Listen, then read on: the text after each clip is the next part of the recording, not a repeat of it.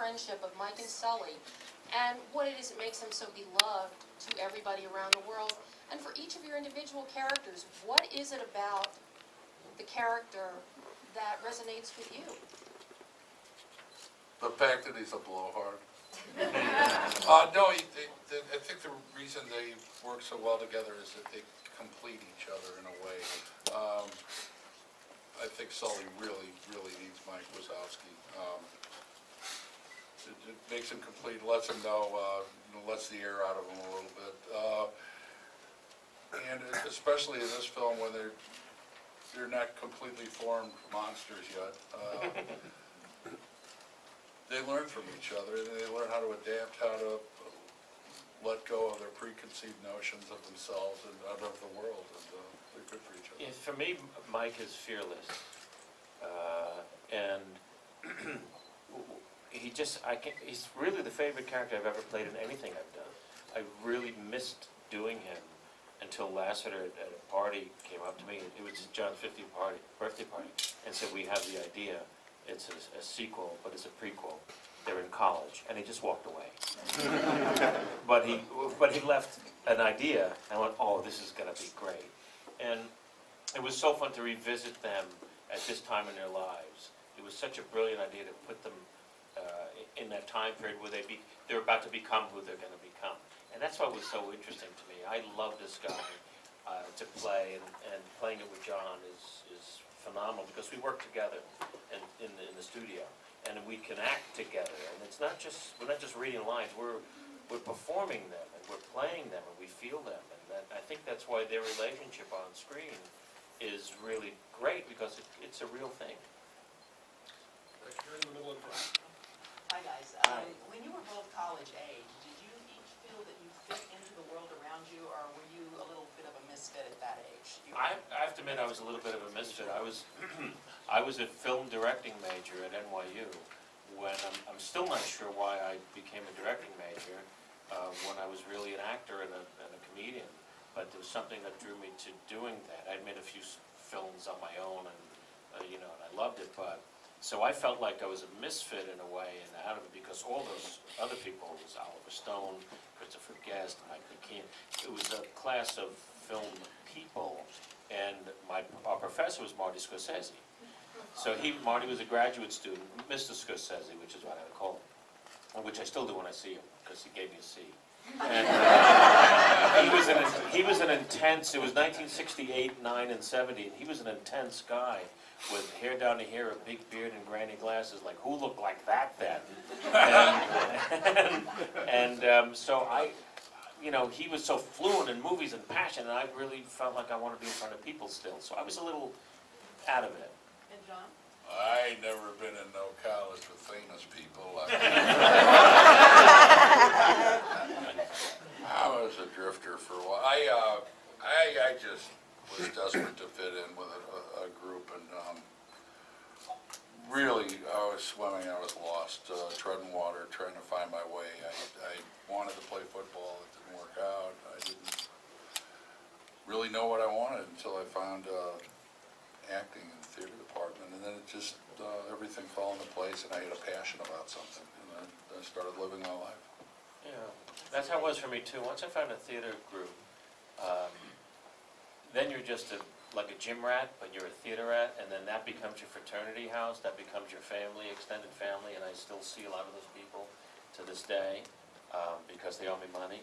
And that really becomes your thing. And like in this movie, they find out who they are, and that's the most important element of this movie to me is, well, Mike has a dream, and the dream may not work out, and then he has to readjust and recalibrate, and he does that with the help of his friend who tells him who he thinks he is, and he starts to believe it himself. So for me, that really happened then. You're in the second one, so. Picking up on that, what kind of obstacles did you guys face to get where you wanted? Because we see these two characters, have that right in their face. Did you have those moments of doubt, like this dream that I know I'm destined for might not happen? I still have them. You still do. Every time we finish doing something, we don't have something else except him. He did 14 movies last year. You're the new Michael Caine. Thank you I'm very just a much. guy who can't say no.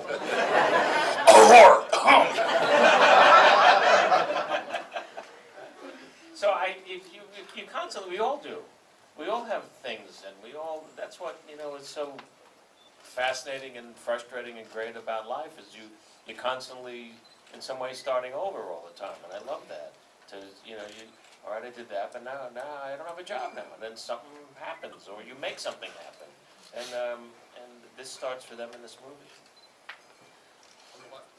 My question is for Mr. Goodman. Almost 30 years ago, you starred in Revenge of the Nerds, where you played the head coach to the Jocks. How'd that go? It's a good movie. It seems sort of influential on this. So my question is, how does it feel to be on the other side of that equation? And did you rewatch the film before making this? No, I haven't seen it for a while, but it was pretty loose while I was making it.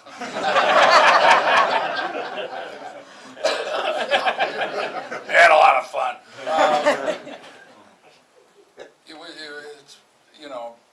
It's a great way to revisit college, because obviously I couldn't do that in a non-animated way.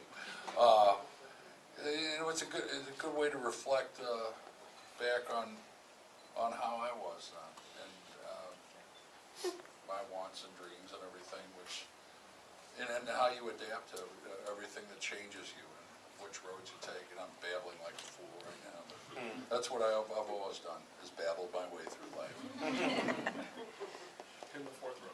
Hi guys. I was just wondering, obviously you made Monsters Inc. it must have been about 10 years ago now. How has the experience of working with Pixar changed, or is it kind of just as cool as it was 10 years ago? Before Billy was talking about, we were just flabbergasted by the fact that they could animate fur and animate hair too. I mean, that was a big deal then, and it just seems like, they've gotten so much better with their technique, and it's constantly amazing. So the thrill is still there, because they're such wonderful storytellers, great writers, and everything is reality based and grounded, so you can believe in it, and that makes it fun. Yeah, the difference was it's maybe a little bit faster than before. They can do things a little quicker. Yeah. But the imagination is even broader, because they can do even more. I first saw the movie 2 weeks ago, and sometimes you just forget what you've done, because we started about 2 years ago, I guess. And the imagery is phenomenal in this movie. The art design in the first movie was astounding, with the door sequence and the chase sequence. This has moments in the scare games that you almost take it for granted, but it took years for them to think these things through. And the fact that they could do it, that obstacle course is phenomenal segment. And then little things like the dramatic scene with us at the lake, when Mike goes into the real world at the camp and is not scary.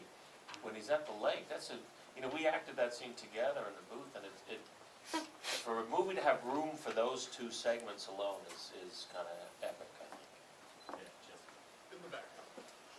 Hello. After creating these great characters for the first film, Mike and Sulley, could you talk about going back now and recreating them, but younger versions of them? Was that challenging for you, and did you have to do anything differently with your voices?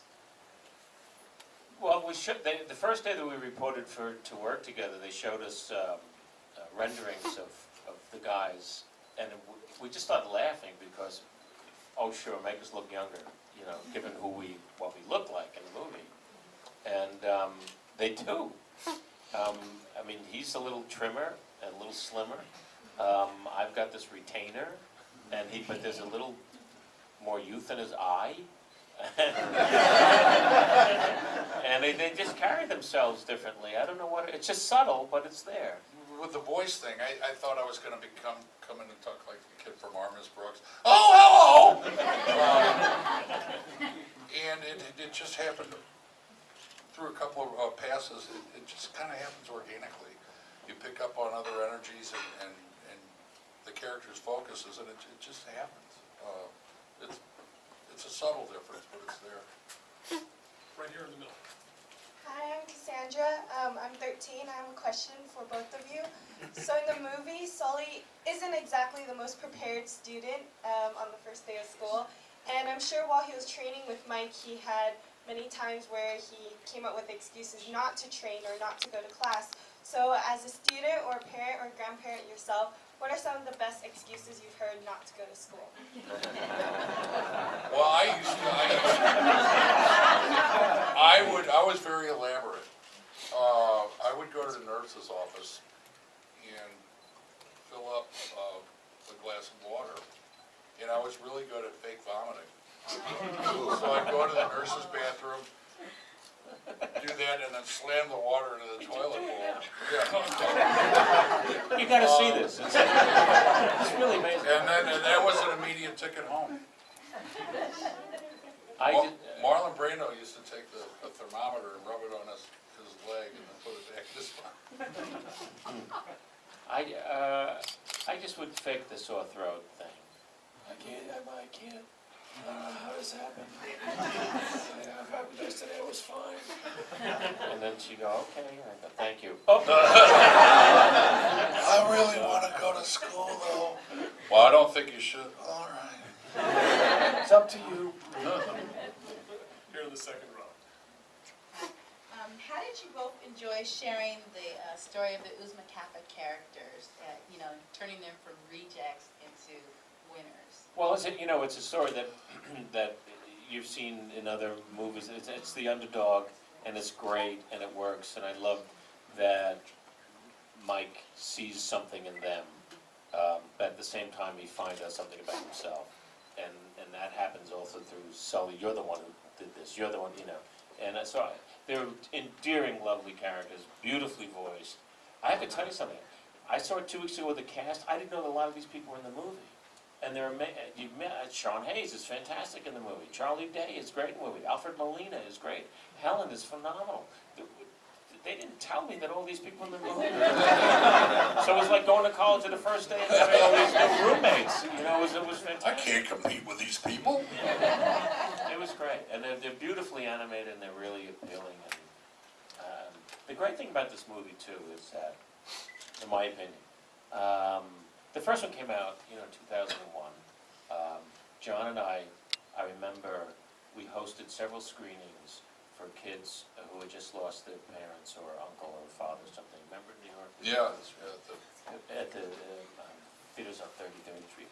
They kept round the clock, and we would go out and introduce the movie and so on. All of those kids, and kids throughout the world, were 6 or 7 years old when that movie came out. They're now the same age that Mike and Sulley are now. So they look at it in a totally different way.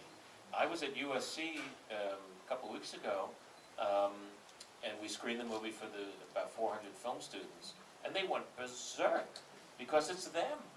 It's them. They're making decisions in their lives, like Mike and Sulley are in this. And these guys are they're very important characters to them, to students, and now to little kids. It's really interesting.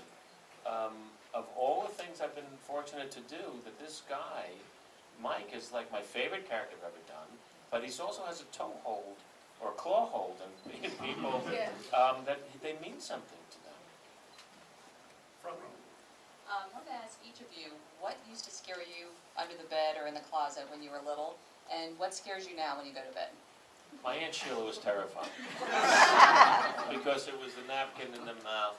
You've got something on your face, Steve.